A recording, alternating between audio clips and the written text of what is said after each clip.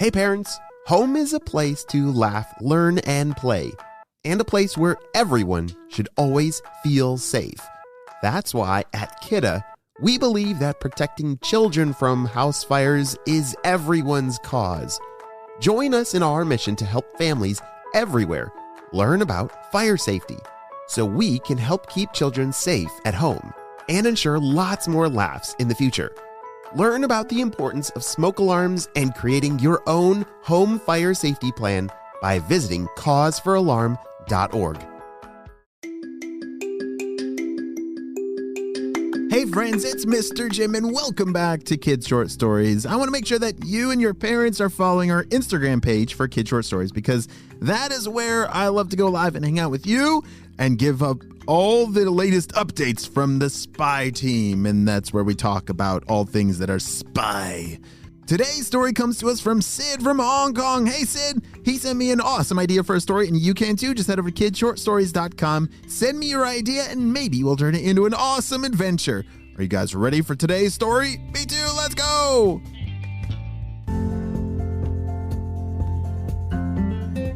It was a beautiful day as Sid was playing at a park near his house. He loved to go on all the swings and slides and climb on everything. It was a really cool park. Have you ever been to a playground like that before that just has a ton of different things to play on? Oh yeah, we love finding really cool playgrounds that we can play a great game of Lava Monster. That's what our family likes to play, where I'm the lava monster and they have to run away and not touch the wood chips. And then this slow lava monster tries to get them. As Sid was running around at the park with his friends, he was just having the best day ever. And then all of a sudden, he heard a sound. Bzz, bzz, bzz, bzz. Oh, hey guys, I have this message. I gotta take this message. I'll be right over here. Sid didn't want anyone else to hear this super secret spy message from the spy team. So he walked over to the edge of the park and clicked the button to play. Sid, we need your help. There is an apple orchard nearby that its entire apples have been eaten and stolen. We're not sure who have done such a terrible thing, but we need you to investigate. We'll send you the coordinates. Over and out. Shh. Sid couldn't believe it. He loved apples, and who would do such a terrible thing of stealing all the apples from the apple orchard? Oh dear. All right, hey guys, I gotta head back home. I'll see you later. Sid waved goodbye to his friends, and him and his parents walked back home. He knew that he had to grab his spy gear before entering onto this mission. He ran up to his room, grabbed his gear, waved goodbye to his parents, and blasted out the window with his jetpack. He followed the coordinates that HQ had sent him, and it led him over towards some mountains nearby, but on that hillside was a beautiful apple orchard. Or at least there used to be one, because as he arrived, he could tell that something terrible had happened. All the trees and branches looked like they had been almost pushed over. Broken branches lay on the ground, but not an apple to be seen. What do you call an apple orchard with no apples? I guess just a forest. Well, as Sid arrived, he asked some questions to the owner of this apple orchard. Hello, my name's Sid. I'm with the spy team, and I see that something must have happened terrible here. Do you know what happened? It was absolutely terrible. This giant, monster came and ate all of our apples. We don't know what to do. If you're able to return our apples, that would be very helpful. Oh my goodness, that's so terrible, said Sid. Do you have any video or anything showing me what I should be looking for? No, unfortunately, we don't have any cameras here at the apple orchard. There's some big footprints over here. Come take a look at these. Sid followed the owner and couldn't believe it. The owner was pointing to some ginormous holes in the ground. Those can't be footprints. Those things are huge, said Sid. Oh, I know. That's how big that thing was. looked kind of like a lizard, but it was giant. Could have been a dragon. An apple-eating dragon. Very strange, but...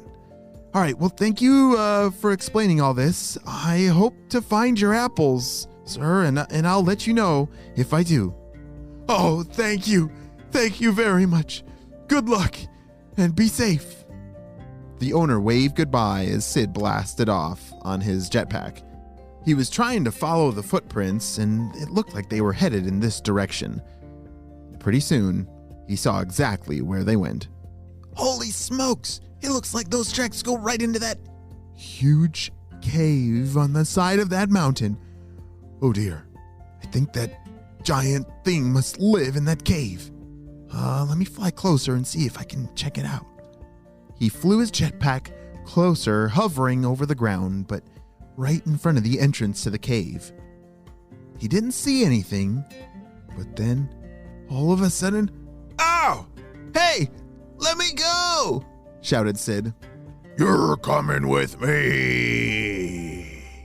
It was the giant apple-stealing lizard dragon thing. It had grabbed onto Sid with its claws and was pulling it into the cave. Let me go! Hey, let go of me! Ouch! Let me go! You're going in here. Stay here, said the giant apple-eating lizard dragon. He dropped Sid into a cage and closed the door. Where am I? As Sid coughed and looked around, he realized that he had been captured by that creature, and there were several others inside of this cave. Keep an eye on him. I'm going to look for more apples. And off that giant creature flew. There were two other apple-eating lizard dragons guarding the cage that Sid was in. Please let me go. I'm just here to... Holy smokes, that is a lot of apples. Sid could see right behind all those lizard dragons that there was a giant pile of apples. You've got to let me go. I'm not an apple. We're not letting you go. You're going to tell everybody where all of our apples are. You're never getting out of here, said one of those giant apple-eating lizard dragons. Sid was stuck and did not know what to do. Over the next several hours, all Sid could do was sit there in his dark cage in the cave. Every once in a while, one of those apple-eating lizard dragons would toss him an apple and he would be able to eat a snack. But finally, as the day rolled on, something happened that gave Sid a chance to escape. It's time to take a nap. All of a sudden, those two apple-eating lizard dragons fell asleep. Sid remembered that lizards or dragons are reptiles, and that means they're cold-blooded. They need sunlight to stay warm and alert and awake. Ever since they were given the job to look after Sid and keep him in his cage, that means they've been inside of the cave in the darkness for several hours. Their bodies are starting to slow down, which means they're gonna take a nap. This is my chance, said Sid to himself. I gotta reach for the keys. One of the apple-eating lizard dragons fell asleep right next to the door. And Sid squeezed his arm out through the bars and reached for the keys, and finally, he got them. Okay, now I just gotta unlock the door really quietly so that I don't wake him up. He carefully put the keys in and was careful to not jingle them because that might wake him up. He unlocked the door and slowly opened it. And off he ran. He grabbed his spy gear that was laying on the ground at the entrance to the cave. He threw on his jetpack and blasted off, which woke up the apple-eating lizard dragons. Hey, what was that sound? What the? Oh dear. Larry's not going to be happy about this. It was then that they realized that Sid had gotten away. As Sid blasted off, he called into HQ and told them the coordinates of the cave. Shh! HQ! I found all those stolen apples! There's some kind of apple-eating lizard dragon out here and he's stealing all the apples. send out a team here and you should be able to bring all these apples back to the orchard. Over and out. Wow, great job, Sid. You saved the day and all of the apples from that apple-eating lizard dragon. That apple-eating lizard dragon has got to find a new way to get his own apples and not steal them. Maybe those apple-eating lizard dragons can make their own orchard on top of that mountain one day. The end.